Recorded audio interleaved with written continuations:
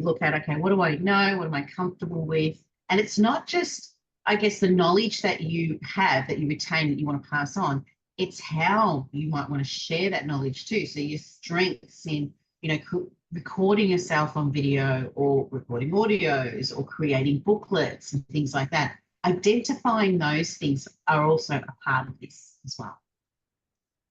So how do we do it? Well, we map out our skills and our passions. So yes, we do look at things that we love doing. What are our skills, soft skills, hard skills, looking at those things, and what are you passionate about? Then looking at your ideal student profile. Now, that is, in essence, jumping from looking at you, your wisdomness, and then looking at a student profile. But the reason we're doing that is, sometimes you have conversations with friends or colleagues, whatever, and sometimes some conversations spark some interest, like, you get a bit excited and you want to help them and things like that. And the reason we looking at your student profile is, what are their challenges? What are the challenges that they're facing, and what goals do they have? And the reason I ask to, or suggest to look at this side of it, is so that you can actually jump in and go, they're the kind of things that I like to answer. And you're working out, why do you like to answer those things? When you have a conversation with a friend who might have an issue with something and you're like, oh, I can help them here straight away. It just comes in naturally. And sometimes looking at what the challenges are in the student's profile with respect to why are they coming to in the first place, why would they come to, what do they get out of it, that will help you sort of decipher how you might actually help them, how often you might help them, the stages you might take them through, things like that. So these are just like the very seeds that we're planting. And obviously, as we've got our FX program and so forth, but these are the seeds. And this presentation is going to give you the seeds to think about and how you can sort of process those thoughts. And the other part is obviously the problem solving, the mapping. How do you usually help other people? So what are the common problems or the challenges within your area of expertise, and how does your knowledge solve these problems or address them, the challenges themselves? So looking at that. The success stories and the case studies that you might have as well. We all love hearing a story, and your students would love hearing stories too, because they're actually being able to place the problem in a particular situation and gain something from it. And that's a lot of the time how students, the knowledge that they learn, it sticks. We're always giving examples as experts, as teachers and so forth. We give an example of, here's a formula to learn 1 + 1. Well, how do we learn 1 + 1? Put one apple next to another apple equals 2 apples, like that sort of thing. So understanding that thought process of psychology and how a learner is actually going to absorb that information and help it stick, it's all in your stories and your case studies. Here are the hows. Now, a lot of the time when we're looking at presentations, you'll get the what and the why, but you won't get the how. And I teach that a lot in our FX program when I'm coaching and so forth, because we do need to give the how at the very start, because someone's not actually going to really know if they can trust the process and how you think, or the logic and the way that you think, for them to jump on board with you. So do give the how sometimes with respect to,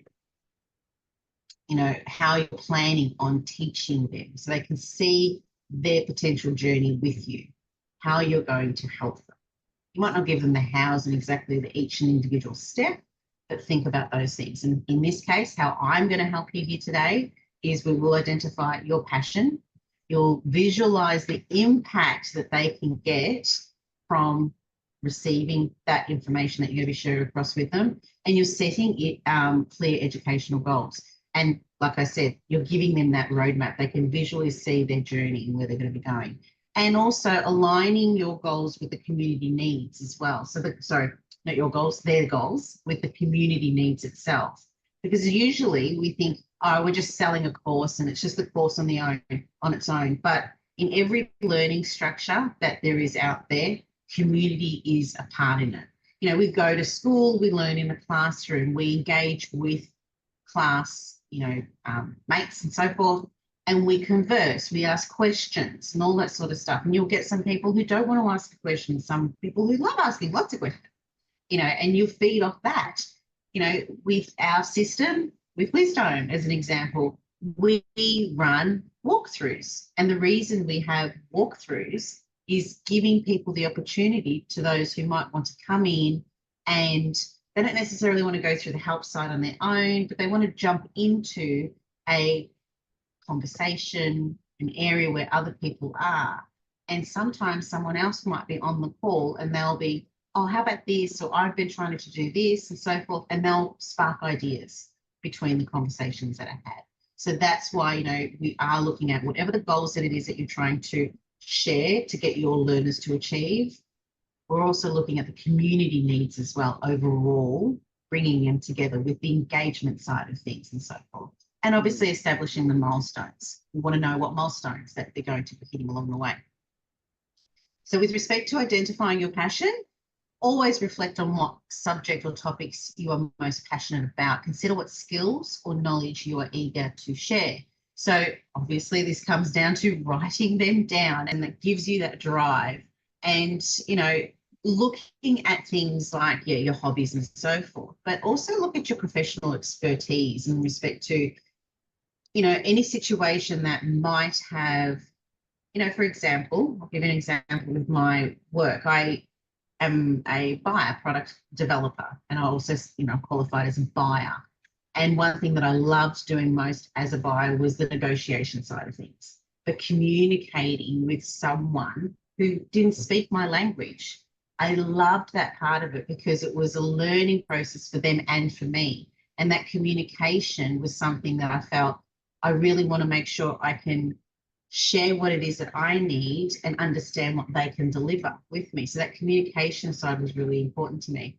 And I had a lot of wins from that. And I knew that was a major strength of mine. And that kind of translated in a number of areas later down the track to where I am today. But that's, these little things that can spark off ideas on not necessarily what you're going to teach, but maybe how you're going to teach your students. Visualizing the impact. Now, that's visualizing the impact you will have on your students, but also visualizing for your students to see what impact they're going to receive from learning from you as well. So that's a two-sided thing. So imagine the change that you want to create through your teachings, like I just said, and also think about the specific impact your course or program could have on the individuals themselves in the community. So creating a vision statement, we all, we should have vision statements, mission statements, things like that. And when we have those things, it really does give your students a just quick and easy idea of where they're meant to go. And also, visualizing how your course is going to help those people. There's also the other logical side of things, how you're going to process, how you're going to implement these things into the system. And you being able to visualize, okay, this is what they're going to get out of this lesson, which will take them into that lesson. When they know this, they'll know that. Setting clear educational goals. That is, in our system, like we have, what's the goal of the lesson, right? On that particular lesson, what's the win that they should try and achieve in that lesson? It just makes it a lot easier. Based on your passion and the envisioned impact, set specific educational goals. And these goals should outline what your students will learn or how they will change as a result of the course. So we do suggest using the SMART framework. Ensure that your goals are specific, they're measurable, they're achievable, they're relevant, and time-bound. Giving them so they know, where am I going with this? Aligning your goals and community needs, as I mentioned a little bit earlier. Researching your target audience's needs is essential, and I do mention quite often there's the feedback, bookending feedback, where you have feedback at the start of your course, where you're thinking of building up something and you're asking people, what is it that you're really needing out of this? Okay, I know I've got an idea of what I want to build. You build it, you bring them into the system. How did you find the course? Did it deliver what you needed? And a lot of the time you will get, oh, that did really great for me, but I got lost there, or whatever it is, right? Sometimes you're going to have learners, especially in this world of online education, with, when I coach and I have my sessions, I always end it with 3 good things, 1 challenge. And they let me know what did they get out of that actual conversation that we had and what was the challenge that they think they're facing. So that is feedback for me, but it's also helping them register and go, okay, yeah, I know what I got out of this. I've got my wins. I'm happy with that. But the challenge that I have, I know I've got that challenge. And for me, I'm able to sit there and say, okay, so this is their challenge. Let me have a think about it, and I'll come back. So the next time we meet, we will review that challenge. We'll work out how did you cope, or can I give you some guidance right now, and to sort of fix that up, to sort of clear that up. So looking at those things are really essential. But in the end, what it does come down to is that engagement, and you're only going to get engagement from your members by persevering. Sometimes you just need that one person to start posting, or one person to ask the question and someone else to go, oh, see, yep, I'm going to follow this because, yep, I wanted to ask the same thing. And sometimes a way to, I guess, give a bit of warmth to a question is when someone asks a question in our system, especially, and I've done this quite a few times with our cohorts, is I've gone in and gone, that's a great question. Anyone else feeling the same way? Because if you are, let's address this now with everybody in the room, and let's have a session or a bonus thing, or let me do this for you guys. You know, there's that kind of reaction, you know, just making those actionable steps, the actionable milestones. Sorry, my video goes in and out. And this includes, you know, the short term and the long term goals. We know what at the end, what they want to achieve. We have the lesson goals that they want to have. And it's, yes, it's written, or yes, it's in a video, but constantly asking the question, how did you go? How did it feel? Like there's so many different ways you can ask, how did that win feel? Or did you feel like you actually got that win? You know, those sort of things. There's so many ways you can ask that question. It's just that constant reminder of, these are your milestones, but remind them, these are your milestones. You've hit these. This is where you're going. You know, there's that push, that reminder in a sense. If you're creating a course and it's evolving into a program, let's say, and where it shifts from course to program, it becomes, a course is usually something that is self-paced, or it involves their own time in actually absorbing the information. This is where we're going to look at your unique selling proposition. So unlocking the unique aspects of your teaching style and content is something to really, I suggest, look into regularly.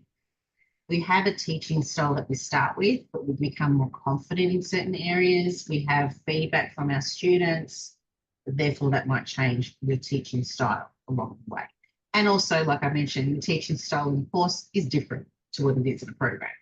Very different. So looking at how you structure that approach as well will help you identify how you're going to teach. So how you're going to structure the course will show you how you're going to teach, the style that you might want to introduce in that area. Now, one thing that this also plays a part in is, you know, how, as it notes here, how to use this to your advantage in the competitive market of online education. Where is your uniqueness?